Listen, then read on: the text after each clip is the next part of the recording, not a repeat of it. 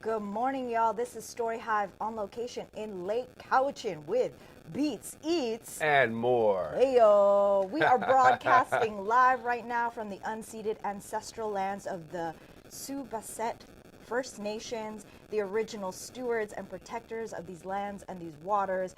We're actually on Lake Cowichan, so they are the people of the lake. And my special guest today, which is round 2 of our island shows, we have the one and only Josh, aka Mostly Yoshi, a lifelong boater, beat maker, sound techer, and sound selector, based here in Lake Cowichan, BC. Raised in a family-run fishing charter, Josh has spent decades piloting boats, deckhanding, wake surfing, and exploring BC's coastal waters. In 2023, he launched Pristine Paddleboard Adventures, at Gordon Bay, offering rentals, lessons, and glow-lit evening paddleboard tours. So cool. Off the water, he's a DJ and producer with a deep love for house, D&B, and minimal tech, and a familiar face in the West Coast festival scene. We out here kicking it on the lake, and I'm excited to explore the currents of his creative and entrepreneurial journey. Hey, yo. Hey, what's up? Good morning. Good morning. How are you? Excellent. Yo, thank you so much for being on the show. When I first found out that I was able to come and do a bunch of episodes on the island, I was like, who is out here? And Leanne, who we're going to interview soon, was like, you need to talk to Josh.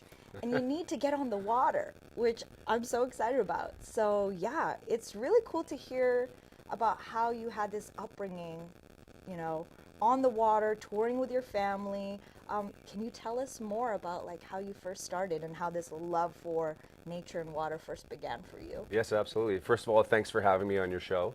When I was 5 years old, I moved down to Vancouver Island from northern Alberta. My parents had a big homestead up there, and we decided to move down to the island. It was just too cold up there, and we came down south. And years after we moved here, my parents started a charter company out of Cowichan Bay, and my father used to take people out fishing and crabbing and showing them the coastal waters around the Gulf Islands.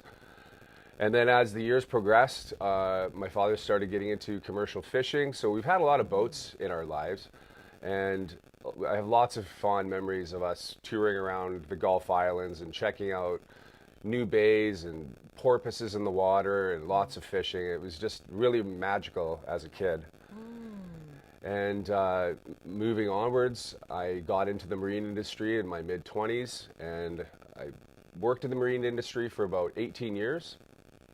I used to sell boats at M&P Mercury in Burnaby for about 7 years, and I specialized in wake boats and spent a lot of time at boat shows and traveling around North America, going to factories and that. What's wake boats? So wake boats are boats that you have tanks inside the boats that you fill up with water, which puts the boat deeper into the water, which increases the displacement. And when you increase displacement, you create a big wave behind the boat. Okay. So when you got a big wave behind the boat, you can wakeboard. Cool. And then nowadays, the trend is wake surfing behind a towboat. Oh, that's so dope. I'm not super versed on the water adventure sports or just like water adventuring. Like as a kid, I had like a near drowning accident. And so that took me a while to actually get really comfortable again in the water.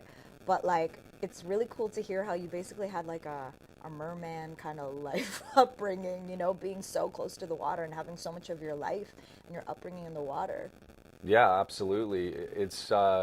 It's really shaped who I am today. I'm an Aquarius, so I guess it's in my DNA. But it's really, the water is something that I have an intimate relationship with. I respect the water. It's very powerful, and you need to respect that power, and you've got to be safe on the water, and there's lots of things to take into account when you do water sports. It's you're challenging Mother Nature, you're challenging physics, and you've got to be safe on the water. And yeah, it's just an amazing place to grow up here on the coast, and just to be so close to the water and have this extra place to have on-water activities. It's everywhere here. You know, it's how we actually met, which is funny. It's like so not within this context. It's actually in the music, night timing scene of Vancouver and also Victoria when we had come for Winter Arts Fest back in 2024. And, you know, you also being a really good friend of our homie G-Love. Shout outs to G-Love. G-Love. One of the best. And, you know, you're a DJ and a music producer. And so I'd love to start first, like, talking more about your music background and, like, what kind of music did you grow up listening to? Yeah, that's a great question. So I had a set of headphones on at age 5. I was listening to my parents' cassette tapes. Yeah. Lots of classic rock. I think my first cassette tape was Michael Jackson Thriller. Yes. Back in the day. Shout out. And from there, you know, through my teenage years, I was into the grunge scene. Lots of great bands coming out of Seattle and the Pacific Northwest. That's right. Pearl Jam, Nirvana, and bands like Stone Temple Pilots. I was really into the rock and alternative rock, classic rock. And then as I progressed into my middle school years and into high school, we really were into hip-hop music here. And hip-hop has been very dominant on the island growing up here, especially in the 90s and in the 2000s. There was quite a vibrant, and still is to this day, hip-hop scene here on Vancouver Island. So in about 1997, I started hanging out with a couple other homies that I met in high school, and we would go hang out at one of my friend's places after school, and he started teaching us how to write rhymes. Shout outs to Seth Shaps. And Where was this? Here? This was in Duncan. Oh, okay, so yeah. 49th Parallel was the first hip-hop crew to establish themselves here in Duncan, BC. So we used to have these hangouts after school. We would start writing rhymes, and then we would have a boom box with a microphone jacked into it. Yes. We would have beats on one tape, and then we would have it recording on deck B with the mic in. So we would have the beats playing, the mic recording, and we'd all one take over the track. So everybody would have to say their lyrics or rhyme their lyrics one take, pass the mic to the next person. We were very, very primitive in our early days. Yeah. But I bet you that taught you to have to like just get it in one take and like be on point. Oh, definitely. And really, you know, making sure you've got tight rhymes and first and foremost. Yeah. But after a few years of doing that, we graduated and continued on with music. We threw our first hip-hop show off of the back deck of my house in Duncan, BC. Oh my gosh, I love it. Yeah, so we had, you know, half the school in our backyard, and the police showed up and they saw what was going on and they were totally cool with it. So we just kept going. And then we had another a homie down from California that came up, and my friend Seth, who we were rhyming with, played college baseball down in Solano County in California. It's just outside of San Francisco. And he came up here and he was really, really skilled at making beats on a keyboard. So he would make beats on a keyboard, we would jack the cable in, record the beats on the cassette, and he would live mix and sequence the beat over that cassette in one take. Once the beat was done, okay, put it in deck A, record on deck B, and then we put out our first album in 1999 called Project Next, The Greenhouse Effect. And it's still on cassette till this day. Okay, why is it called that? Because the back room of our house faced southwest, and it was stinking hot in the summer. So when we'd be in this room, there would be 5 or 6 guys in this room, blazing out, and it would just be really, really hot in there. So it was like a greenhouse. Yes. So it was like the greenhouse effect. Okay. And it just started going from there. That's amazing. Yeah. Who were you guys influenced by? Like, I guess coming from out here and hip hop in the 90s, like who were the first artists that you were hearing that you're like, whoa, I'm in love with this? Oh, I mean, first artists were like Wu-Tang came out. We seen Method Man with his Tikal. When that came out, it just blew our minds. That was in middle school. I used to go back to my homie Jay Nielsen's place at lunchtime, and we would watch pre-recorded Rap City videos on VHS at lunchtime. And he'd be like, "Oh, have you seen this new joint? Have you checked this one out?" And it was just like, "Whoa, like what is this? These lyrics are sweet." And then as we explored more, it just became more of that West Coast vibe, listening to people all the way from Seattle down to LA. We had Sir Mix-a-Lot up in Seattle, then we're listening to Too Short and Eazy-E and Ice Cube, Snoop Dogg, and then a lot of the more conscious rappers like Hieroglyphics, Third Eye Vision, and all those sorts of hip hop artists. I love it. Yeah. That's really dope. Shout outs to Master T and Old School Rap City. Fun fact, I interned for Much Music Rap City when I was in university, but No was way. the new show. They like brought it back for like, I think it was a season or two or something like that. But I got to intern on that show, and it was really cool because it was so nostalgic of what I grew up watching when I was younger. Yeah. But like, the one room that I remember in Much Music that was my favorite was the archive room. It has every single music video that has ever aired since 1984. And Amazing. I would go down there and we would do a mix of playing like current artists at that time. So this would have been like 2011 or something like that. And then they would always play old school videos from back in the day, and that would be my favorite part because I'd get to go to the archive room and then look it up and find the tape and then get it ready for broadcast. Yeah, it's just like Rosetta Stone and going in and finding all these awesome tracks and videos.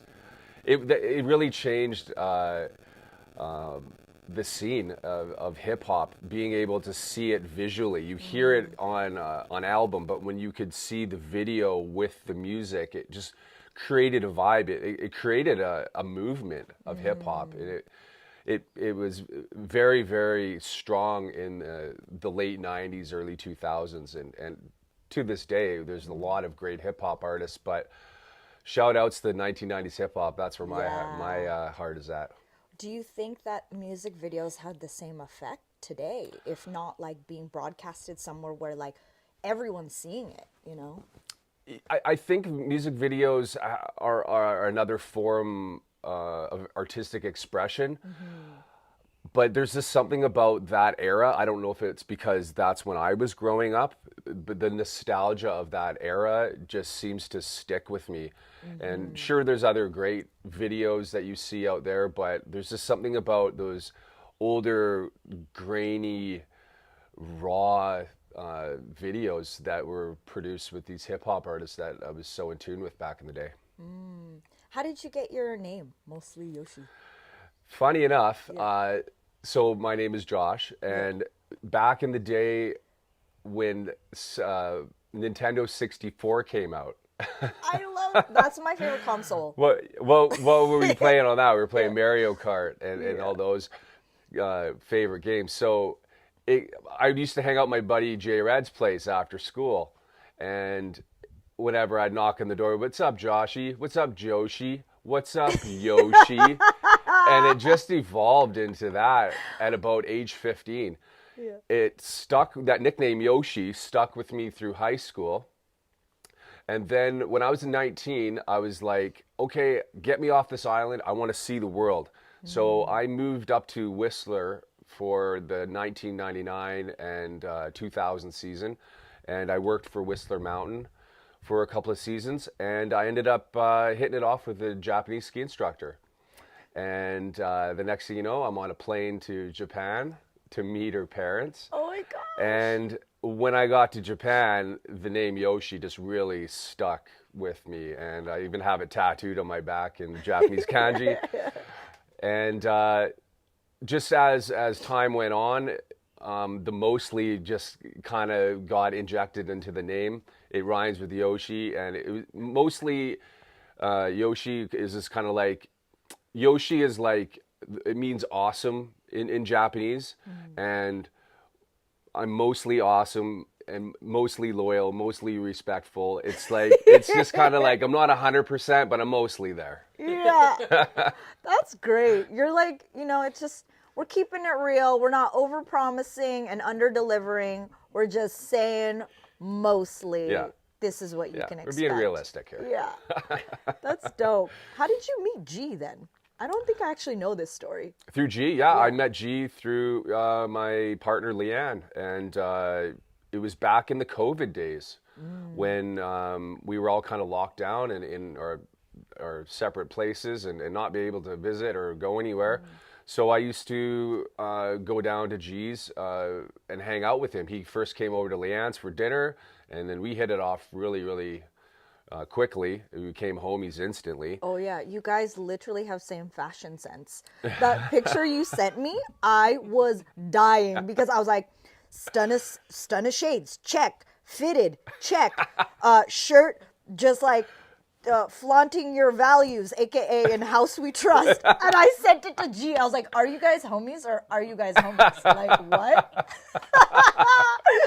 Of course you get along. Oh yeah. No, G's been a really a role model for me. He's been a promoter in Vancouver for so many years. He's the real deal. He's got true values. There's a lot of people that could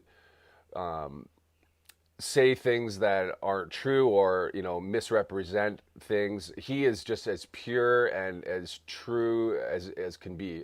He's a very solid friend, and he's done a lot for the city in terms of keeping our house music scene alive and just fighting for spaces around the city for us to throw parties and have events. It can be challenging sometimes in the city with having the right space and making sure you're ticking all the boxes. And G just has so much experience, both with the festival scene and just curating events at local venues around the city. Totally.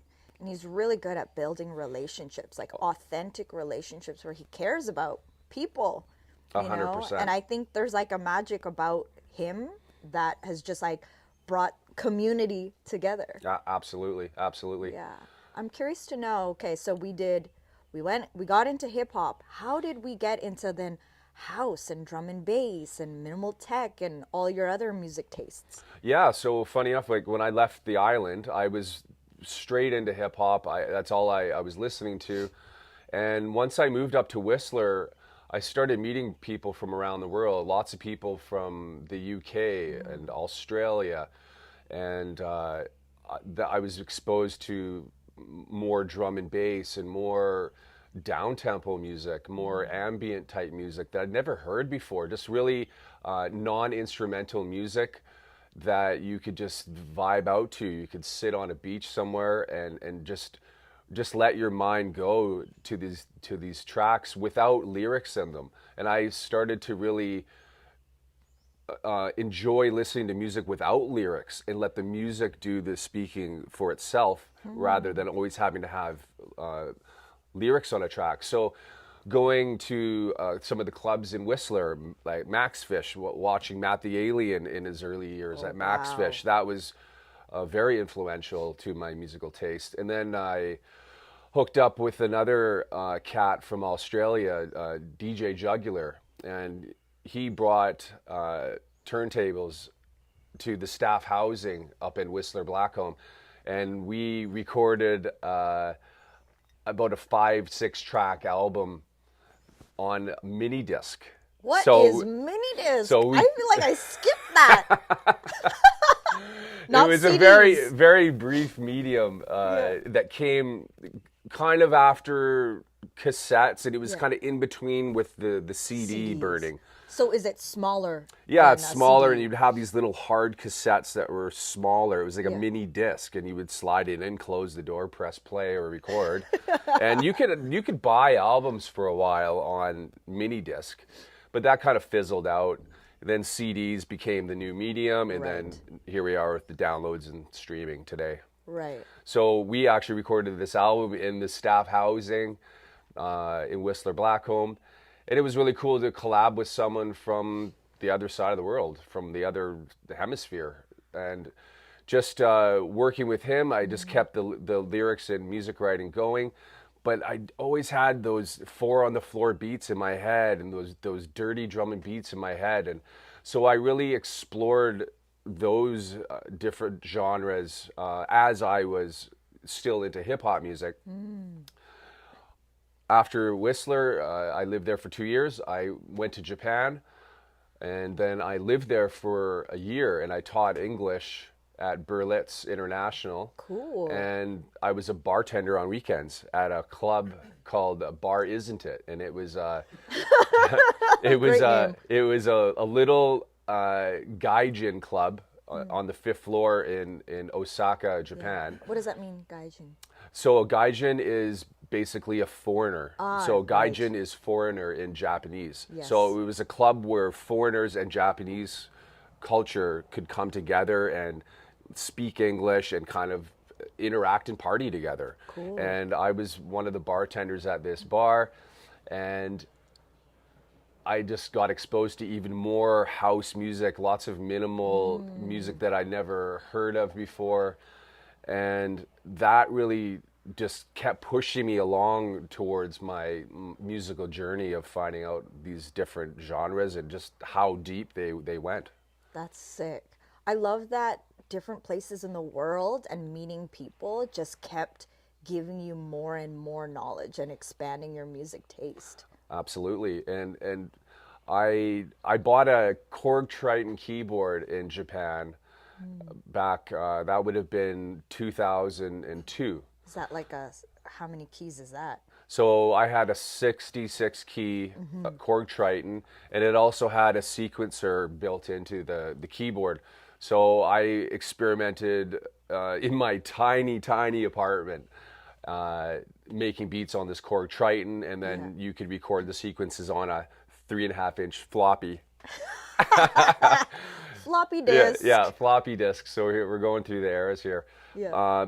So yeah, just continued to work on tracks and then find out, different artists and more music, and just keep going down all the different rabbit holes of these different genres. And then I moved back to Canada in 2004 and reconnected with my hip hop crew from Duncan. And we continued to do shows on Vancouver Island and through the Lower Mainland. And yeah, I was at it for 10 years with the 49P. Wow. And why were you guys called that? because we live very close to the 49th parallel. Right. The 49th parallel is actually in Ladysmith, which is the next town up. Yes. But we just went with the name 49th parallel. It kind of put the pin on the map. And for people local on the island, they could relate to that because we're close to the 49th parallel. Dope. 10 years. That's awesome. Yeah. It was one journey that I'll never forget, and lots of really, really memorable moments, and just learning how to be an artist, learning how to perform in front of people, tightening up on lyrics and writing even better ones. And it just kept evolving and evolving. But as the years progressed, that 4 on the floor beat and the different electronic sounds just kept taking my attention. And I still resonate with hip hop to this day, but electronic music has a way to tell a story that sometimes you can't get from just lyrics on a track. The music takes you, it's almost a feeling. Yes. that you wander through with the music going through your mind. Yeah, totally. I love when the words don't necessarily have to prompt you as to like what is the feeling versus like the actual sonic, I don't know how to explain it, like the instrumentation, it creates that mood, and it's, you know, it's poetic. It's like you figure it out by feeling versus like it literally being presented to you. Yeah, you know? Yeah, absolutely. And so then how did we get here now? So yeah, I lived over in Vancouver for close to 16 years, and I was selling boats at M&P Mercury, and I had a bit of a health scare in 1999, and I was in the hospital right over Christmas and into New Year's, and I had a lot of time to think. I was laying in the hospital bed, and I was thinking to myself, life is too short. I want to see more of the world, and I want to explore more of who Mostly Yoshi is, and who I am as a person, and go even deeper. And I wanted to work on healing myself and just becoming a better person. So I decided to leave at the height of my career at M&P, and I sold my loft that I had in New West, and I had a plan to move to Bali, Indonesia. Wow. And this was in 2020, and that's when COVID started hitting really hard. Oh, and man. so as the summer started to hit, I resigned from my job and put my place up for sale. And a month before my place was closing on the deal, I saw a post that actually my homie John Z sent to me. Shout outs to John Z. John Z. And he sent me a post saying Indonesia has fully closed the border. Nobody is coming in. So I was standing there kind of scratching my head, like, what am I going to do? So funny enough, I was hanging out with my buddy Bruiser, and we had a really fun night out, and then we decided to get some breakfast in the morning, and we ended up at the Beaumont. In Vancouver. Shout out. Shout outs to Beaumont Studios. And who was playing at Beaumont Studios that sunny afternoon where we were social distancing? It was DJ Leanne. Oh. So shout outs to DJ Leanne. Yeah.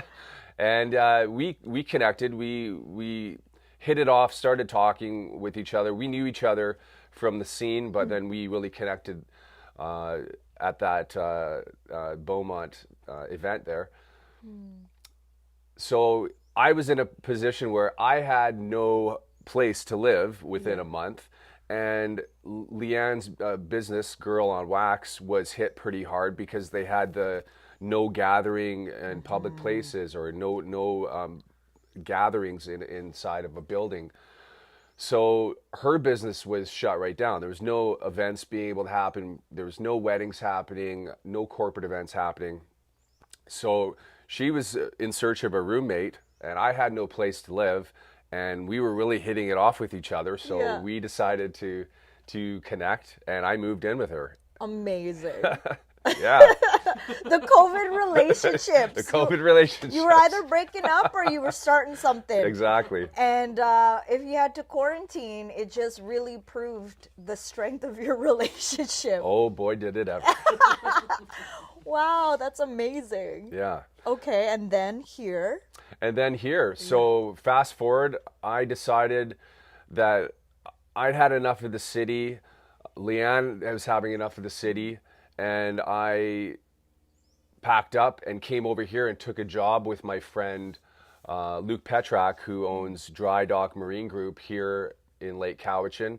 And he specializes in boat customization and repairs, boat storage. So I came over here to take a job as VP of Operations, and I handled all of the social media for his business for a couple of seasons. And the more I was out here, the more I was paddling, and the more I get out on my paddleboard after work. And I was just exploring this lake even more, and I just fell in love with it. And there was just something about being on the paddleboard that just resonated with me so deeply.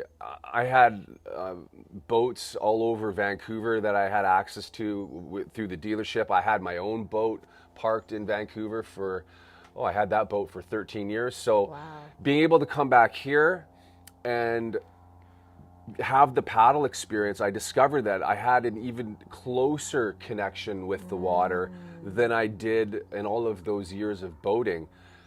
So I traded in the engine for the paddle, and it just grew on me and grew on me. So one of the afternoons after work, I went for a paddle with Leanne across the lake in Yubo, where we used to live.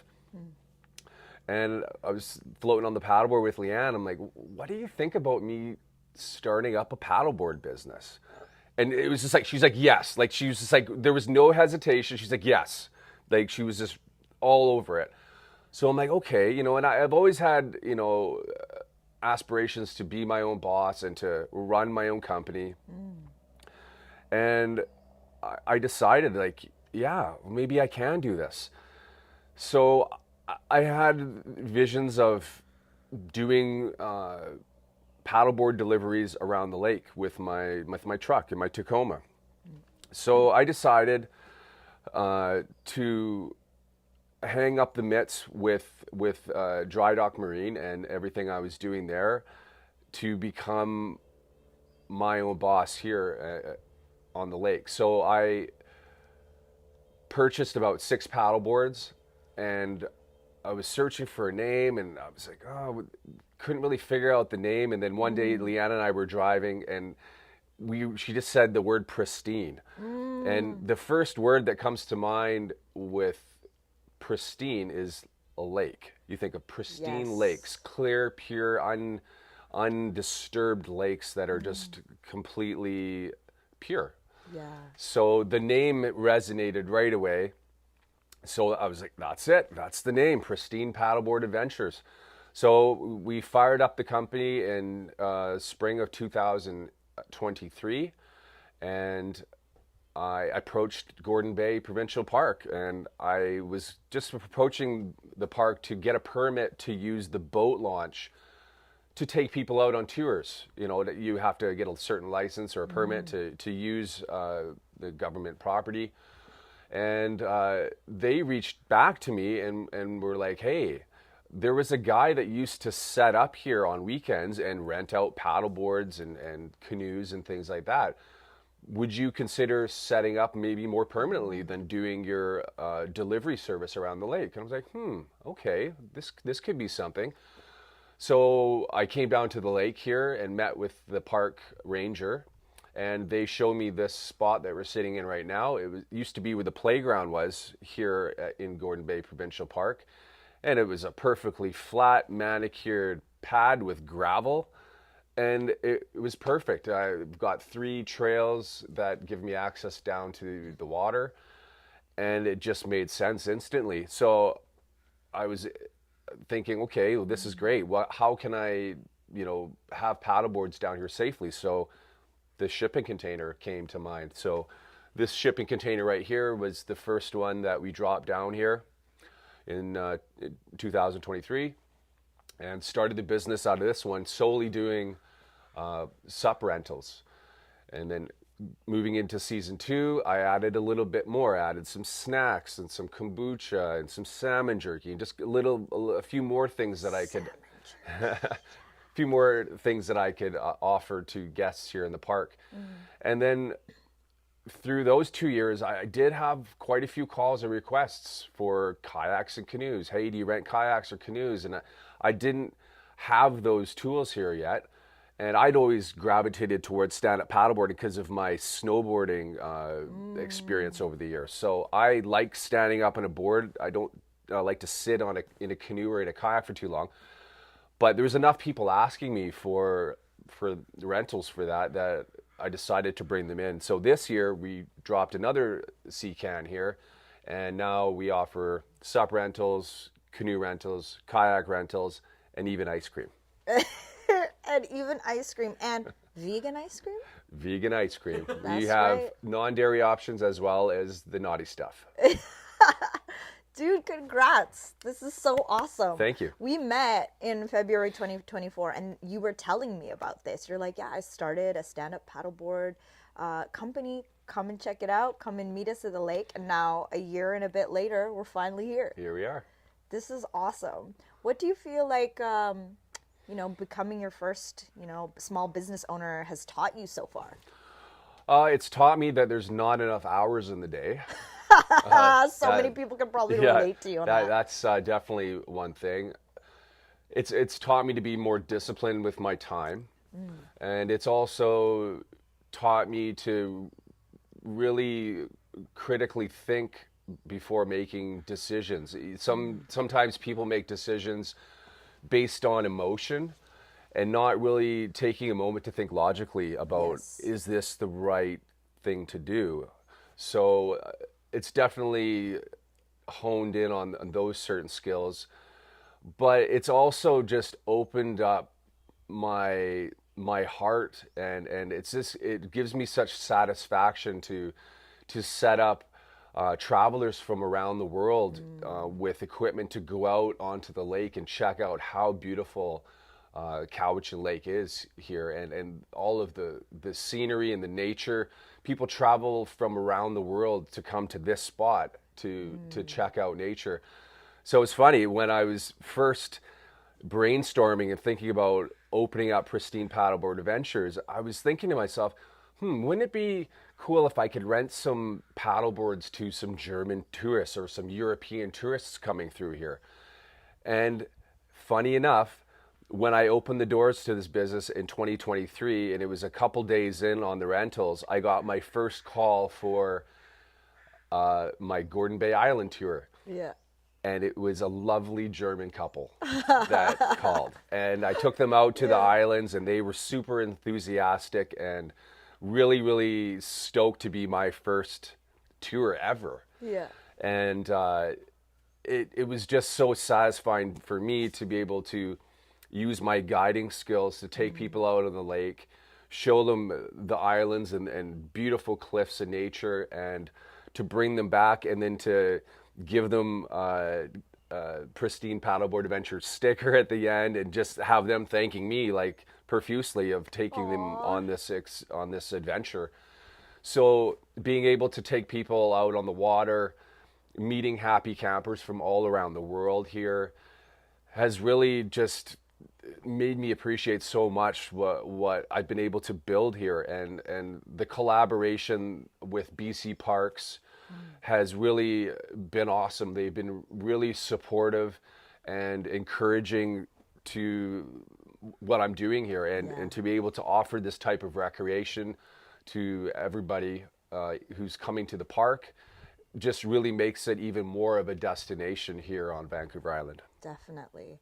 Yeah, it's interesting thinking about the stand-up paddleboard craze, because that is not old. Like that, I feel like, when did I first pay attention to that coming out? Like it would have been 2019, 2018. The first time I tried it, I was in Mexico, and somebody was offering yoga on it. And I flipped over. It was hard to downward dog on something that you're already like, working your body, but the added element of balance on the water, it was a harder workout, which was really cool and refreshing if you fall in the water. But yeah, the stand-up paddleboard craze. I love how you mentioned that you felt closer to the water because you actually are paddling and hitting the water with your paddle, and it just has this like more intimate connection with what you're doing. Yes, absolutely. Like paddleboarding barefoot on the board with your paddle in the water, you just connect. You become one with the paddleboard, and the paddle is your instrument to move you through the water. And there's a great technique with stand-up paddleboarding where you insert the paddle like you're harpooning it into the water. It's not just like a throw it into the water. There's you insert it into the water, and the pulling back on the paddle, it just, there's energy and inertia behind that, and it all just comes together as one feeling of freedom on the water. And it's something that I chase every day. Do you experience any or see any parallels between that and like also music making, or like how you experience music? Yeah, absolutely. Everything involves rhythm, and having that rhythm on the water definitely equates to having rhythm in music. You're DJing, you're mixing one track into another. You've got to have the rhythm on the one track mix with the rhythm on the other track. And with paddling, you paddle on one side and then you switch to the other side, and that crossover from one hand to the other, doing it in rhythm, ensures that the board continues to track straight. So just like DJing and mixing tracks, switching hands with the paddle keeps the board going straight and in rhythm. Yo, that's tight. I didn't even think about that. It's so dope that you get to live out here for the whole summer season, like camping, being by the lake. I was really stoked to look through the website to see like the different tours that you're offering. And this one that jumped out at me was like the one where the stand-up paddleboards light up and it's like a dusk till sunset tour with music. And I was like, you married your love for music with like this experience in nature, but kind of like club nature. Yes, I mean, in a club environment or a festival environment, of course, there's music, but there's also lighting, and lighting really plays an important factor to the vibe. And I was online, I was shopping around looking at accessories, and I stumbled upon this one company called Submerge, and they're out of Toronto, Canada, and they build LED lights specifically for paddle boards and kayaks. And I saw them doing tours over in Toronto where they would strap these tube bar lights, about 1,000 lumens a piece, to the underside of the paddleboard. And then you have an app on your phone where you can change the colors just like on an RGB strip that you have in your home. So when I saw these lights, I'm like, oh, that's pretty cool. Maybe I could do that out here. So I ended up getting a bunch of these lights, and I bought them in the off season. And I was telling Leanne this. I was like, yeah, Leanne, I'm going to do these night tours with these lights. And she's like, oh yeah, that's cool. You know, but it wasn't until we really had the lights out in the water and the music going where everything just really, really clicked. You know, lights on the water, playing some music. Yeah, that's fun. But when it all came together and the ambience of the lights through the water and the lights hitting the shallows below and refracting up, you could just see all of the stumps and the logs, and sometimes a fish will swim up, and it just creates this vibe. So we head out on the Glow Cruise Night and Sound Experience every night at dusk. The tours are available. And we head out right at sunset. So the sunset time is the start time. Okay. So the times change throughout the summer based on what the sunset is. So we launch in the water and we head out right at sunset. So you can still see a lot of the trees and the natural features of land and around the lake. And as we continue on, we catch the tail end of the sunset up the lake. And when we turn around and start heading back, that's when the lights really start to take effect. And it just creates this vibe that you can't really get in the daytime. All of the boats have gone back to their docks at night. There's virtually no one on the water but us. So we kind of get the whole lake to ourselves. And with the tracks that I've carefully curated over the past year, that really helps tell the story that I'm trying to tell out here. I'm really trying to infuse the nature with the lights and the music together while traveling by paddleboard. And it's really come together, and it's starting to be a pretty popular experience. Dude, I'm like, could we fit it in? How can we make this happen? Because I want to experience this. We have such a crazy busy shooting schedule. But that sounds amazing. Either way, I will definitely be back to try that. Because, that, like, who wouldn't want music and nature and vibe, period. Exactly. It's hitting all of the right things. Exactly. And to bring it all together in one package, it really makes it an offering that you can't find everywhere, it's a new vibe that not many people are doing. Yes. And I just feel so blessed and fortunate to be able to provide that in such an epically stunning place on Vancouver Island. Gordon Bay, what's up? Our hour is almost up, man. Like, we have chatted so much. It's amazing. I want to hit you with some rapid fire questions Yes. that are fun. Let's do it. Morning paddle or midnight set? Morning paddle. What's one track that never leaves your USB? LTJ Bookham, Journey. Oh, coolest place you've ever DJ'd? Coolest place I've ever DJ'd would be down at Heritage Acres, down in Saanich. Shout outs to Footwork Entertainment. I'm a resident DJ with Footwork down in Victoria, and it was an outdoor daytime event, and we had DJ Sneak, I believe, at that one, and it was Carlo Leo.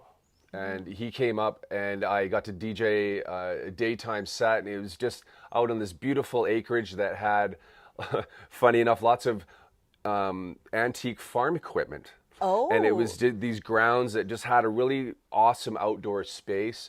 And Victoria has a very, very tight and welcoming music scene when it comes to drum and bass, and especially house music. The scene in Victoria is very vibrant and wholesome and loving, and being able to connect with new people down island, it's just been really, really awesome to continue DJing and to continue to write tracks and to be a part of the music scene here. Yeah, it's cool how like I'm learning now from talking to you, but talking to also other artists, Nanaimo and Victoria, like the island feels very connected, you know, whereas like coming from Van City, it's the big city, so it's like everything is there, but with these other smaller communities, it's like people are willing to travel and also connect with each other's music communities. It feels like the island is more cohesive, even though it's multiple communities. That's yeah, dope. absolutely. Like on the island, you know, everything's a step slower here than being over in Vancouver. Yeah, which is great. Everyone just needs to chill in the city, okay? You know? Yeah, absolutely. And just with having tighter communities, the relationships build even more tightly. And it's just, it's a place where people go to meet and go to hang out.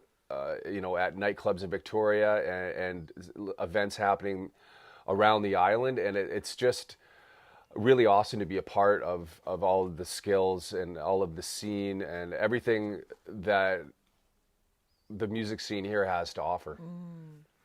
What is the coolest place you've ever performed when you were rapping and in your hip hop group? Well, I would say one of the coolest spots that I used to rap was, funny enough, at Bar Isn't It in Japan.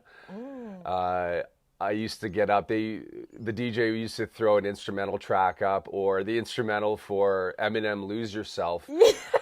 And So hype. there would be times where the DJ would throw that track on, and that was my cue to grab the wireless mic, get on top of the bar, and rap the song to everybody in the club. And that became a staple every Saturday night. Oh my God. DJ Sancho would throw on the track, and I would hop up on the bar. Yeah. Everyone's like, Eminem!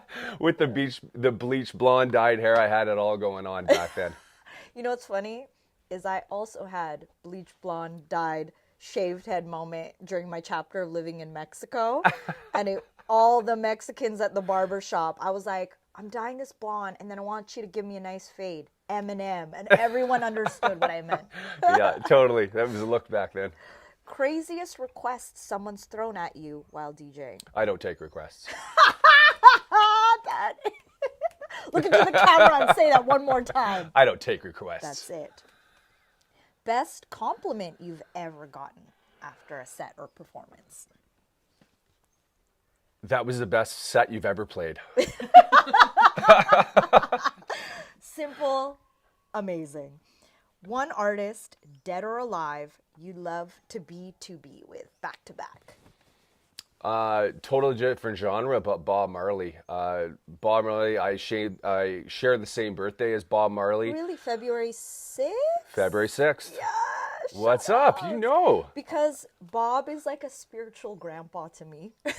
Absolutely. Like, I feel very connected to Bob Marley. I'm friends with his eldest granddaughter, and we did a tour together with another artist named Meja One through Bali, actually, and the Amazing. Gili Islands.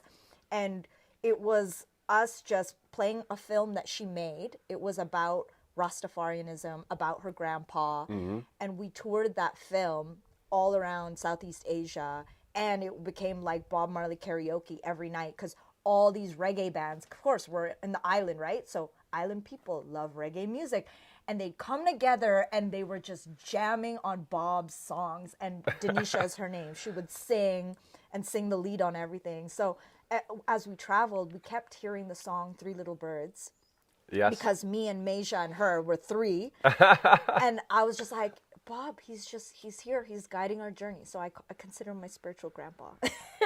Absolutely. And I find a lot of his lyrics were ahead of his time Yes. in a way. You know, Totally. he really would say simple things, but when you actually give it some thought, whoa, that actually makes sense. That actually applies to today.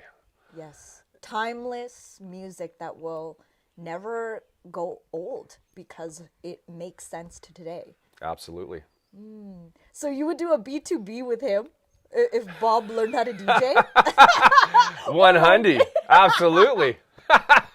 I love it because he would totally, if he was still alive, he would have learned to DJ and like throw down his favorite tracks. That would have been awesome. There'd be a lot of collaborations with him, I'm sure. Yeah. Rest in peace, Bob Marley. Yes. Amazing. Most magical moment you've witnessed on the lake or coast with nature? The most magical moment, I would say, was when I was a boy. My father and I went in our boat, and we went to do an overnight camp out on the boat. And we left Maple Bay and went across the water to Salt Spring Island.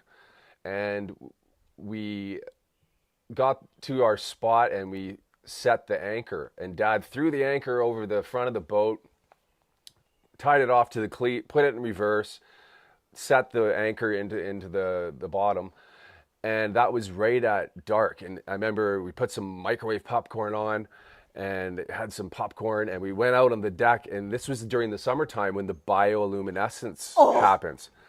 And I'll never forget it. When I was a kid, my dad went to the front of the boat, and he grabbed the anchor line and he just whipped it really, really hard, and it whipped, and you could see the whip go all the way down to the bottom, right to the anchor. And when the rope excited the water around it, you could see the light, and it would just follow the line all the way down, 40, 50 feet down to where the anchor was at the bottom. So And cool. for me as a kid, that was like, what just happened? That was amazing. It's like real Avatar stuff, It really is. Yeah, for anyone who doesn't know, bioluminescence happens with like plankton, and it happens during a specific season. Yeah, it typically happens in the summer, and it's when the bioluminescence is agitated, when it's disturbed. I've heard it's like a defense mechanism, and it just Lights up. So there's lots of paddling activities that happen all over Vancouver Island, where you can go out in your kayak or on your sup, you go out for sunset, but once the sun sets, you start dipping your paddle through the water, and it's literally like Avatar. Yes. I experienced it for the first time also in Mexico, and it's in an island called Holbox, which is in the Yucatan region, so where the Caribbean meets the Gulf. And everyone was talking about it. They're like, get ready, it's the season of the ballena, the season of the whale sharks. Yep. So they come because of the plankton and the Yes. overproduction of plankton, which is then bioluminescent during that time. And I remember going with goggles under the water, and me and my friend were just like punching each other in the water. But as you're doing that, you're just like getting the fist movement is like throwing the glow in my face. It was so cool. Yeah, yeah. You're throwing the Haroukens. Yeah, literally did that. Literally did that. That's a really beautiful, magical moment, especially as a kid. One essential item you never go paddling without. My PFD, my life jacket. Yeah, always have to be safe on the water. And different paddling sessions require different equipment. If I'm just going out for a quick paddle, I'll bring my paddle, my PFD that has a whistle on it, and the bare essentials. But when I take people out on tours, I have a little bit more in my dry bag. I have a VHF radio, first aid kit, towing bridle to tow someone if I need to tow someone back, fire starting equipment, everything like that, just to keep safe on the water. So there's always different tools that you need for different applications on the water. Come ready, he says. Yeah. What's your go-to snack for a long day on the water? Go-to snack would be Hornby Organic Energy Bar. There's a chocolate espresso is my favorite, and I sell them here right in here in the store. You can have one after. Before or after DJing a gig, go-to snacks. Ooh, go-to snacks. I like to have a good meal in me, so I would. Ooh, go-to snacks. Well, if meal, what are you eating? Yeah, I try to eat plant-based as much as possible. So when I'm down in Victoria, I usually like to go to Meat on Blanchard. Shout out to Meat, and they have the best vegan food ever. Some of it can be kind of naughty, but I find they have some really, really good. What's the naughty dish? Oh, like the mac and cheese, or Is that naughty? I love it. It's so good. It's so good, so good. Yeah. But other Asian and influenced dishes, they've like got the bowls. or the noodly Thai ginger beefless bowl. So I like getting fueled up with some really tasty vegan food before I head out for a night at the club or DJing. That's so interesting. The few people that have asked this question, a lot of them have been like, I can't eat before set. They're just too nervous. This is the first time that someone has said, like, I'm like fueled up. I'm ready to go. We're gonna last for 4 hours tonight. Oh yeah, you know you're dancing. You're burning all those calories. You're shaking a tail feather. Yeah. you need to be set up for success for the night, and that starts with a good meal. That's true. Wildest wildlife encounter on the coast or lake? Wildest wildlife encounter. I would say, there's been a few. Walking down the hill one time when I lived in Whistler Blackcomb, walking down, I saw massive mama bear and 2 cubs, probably 30 feet away at about 7:30 in the morning. Just walking down the hill, they saw me, I saw them, and I just kept walking past them. So there have been some moments seeing bears, around Vancouver Island and up in Whistler. Funny enough, Vancouver Island is the highest concentration of cougars in the world. So there's cougars everywhere on the island, and they know where you are, but you don't necessarily know where they are. So luckily enough, I haven't had a cougar encounter yet. What are you supposed to do in those situations with cougars? I know with bears, you're like making a lot of noise. Yeah, making a lot of noise. Basically, you just start walking backwards.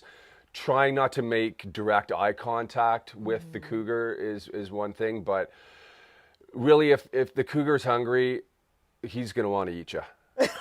So you really don't. It's all about being safe in the woods and yeah. So, are you just saying, like, just hope they're not hungry if you see them? Yes, absolutely.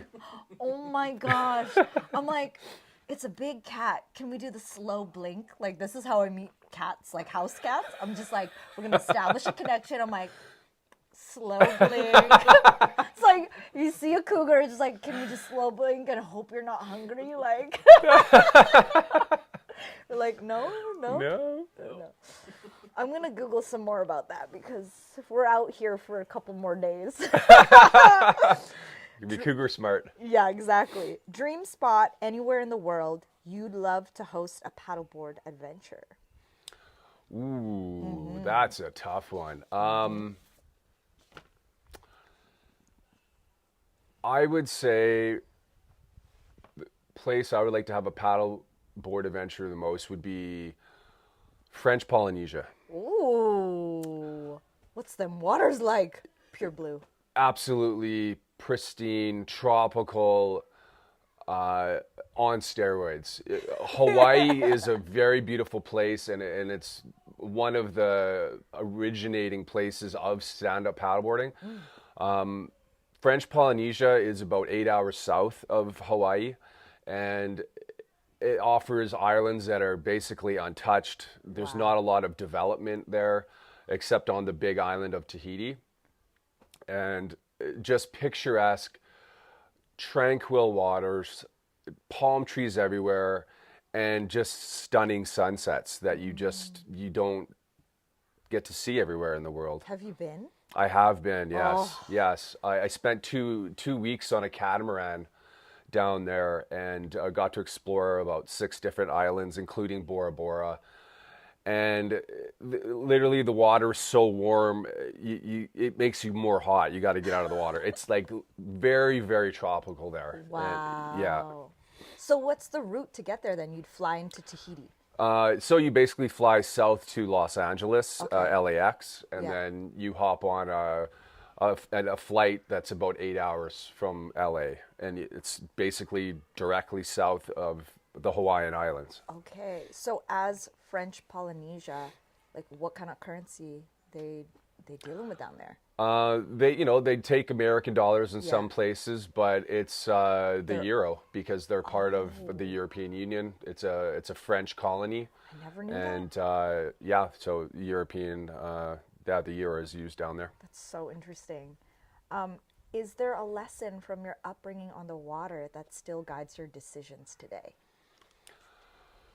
That's a good question. I think it goes back to the respect and respect on the water, respect for the water.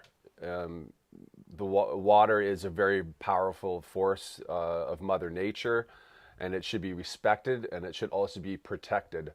And having that respect for the water also translates to respect for others, and being respectful to other beings, whether it's humans or animals or our environment. I think that's the first and only word that really comes to mind when it comes to water is respect. That's beautiful. I feel that too. I actually felt that during a very specific moment where I was riding between 2 islands on the Gillies. Oh yeah, the Gili Tea, in Indonesia, close to Bali, and it was a beautiful, perfect day, and the waves were fine. But then when we got closer towards the other island that we were going to, by the reef, the waves got really choppy, and it came out of nowhere. I was like, "What?"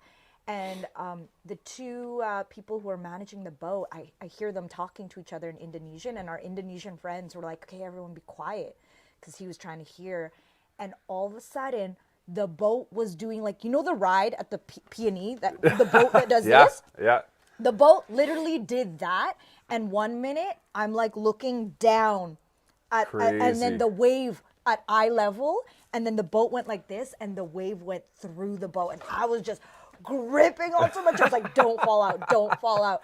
And when we finally landed and got back on shore, like, because these guys were amazing, and we were able to go through that. I just remember sitting on the water, or sitting on the beach, watching the ocean, and me and my friends who survived that, we're like, respect. Like, we felt such an immense respect for the water. Absolutely. It's a very, very powerful force, and the oceans are massive, and having a swell like that can really, if you're not piloting your boat right, or handling your surfboard or your paddleboard right, you can end up in a really bad situation that you don't want to be in.